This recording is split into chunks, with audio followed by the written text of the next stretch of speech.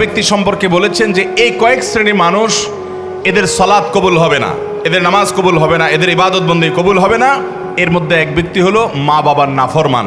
অনেক ভাইরা আমরা আছি, আমরা মা বাবার নাফরমানি করি। আমি যখন আসছিলাম তখন যিনি আলোচনা করছিলেন সে ভাই গুরুত্বপূর্ণ একটা কথা বলছেন, আমি গাড়ি থেকে শুনলাম। সেটা হলো আমাদের সমাজে আজকাল অনেক নামাজি ছেলেও পাওয়া যায়, কিন্তু বাবা মাকে সালাম দেয় না।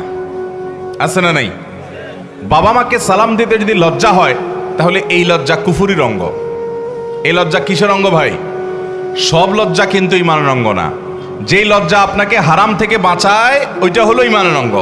আর যেই লজ্জার কারণে আপনি ভালো কাজ করতে পারেন না, নেক আমল করতে পারেন না, জড়তা তৈরি হয়, বুঝবেন এটা শয়তান তৈরি করছে, এটা ঈমানের অঙ্গ না, এটা কুফুরির অঙ্গ। ওই লজ্জাকে জয় করতে হবে। সে লজ্জাকে কি করতে হবে? অতএব বাবা মাকে সালাম দেব তো ইনশাআল্লাহ, ভাই বোনকে সালাম দেব তো ইনশাআল্লাহ। অনেক ভাই আছেন আমাদের, তিনি খুব ইনোসেন্ট মানুষ, খুব ভদ্র মানুষ, খুবই সভ্য মানুষ, আখলাকি মানুষ, সবার কাছে ভালো, কিন্তু মা বাবার কাছে আসলে সবচেয়ে বেয়াদব। আছে না নাই?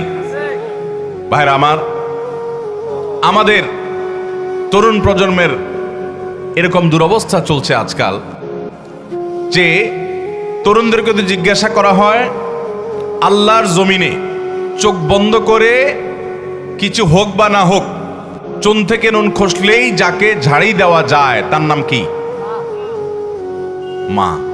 সন্দেহ আছে কোনো? আমাদের যুবকদের কাছে এটা এখন ডালভাত হয়ে গেছে না, যে অন্য কোথাও ঝাড়ি না চললেও যাকে ঝাড়ি দেয় তিনি কে? মা। আহা, যে লোকটাকে সবচেয়ে বেশি শ্রদ্ধা করার কথা, যে লোকটা তার কোনো প্রকার কষ্ট হতে পারে এমন কোন শব্দ পর্যন্ত উচ্চারণ করা নিষিদ্ধ, সে লোকটার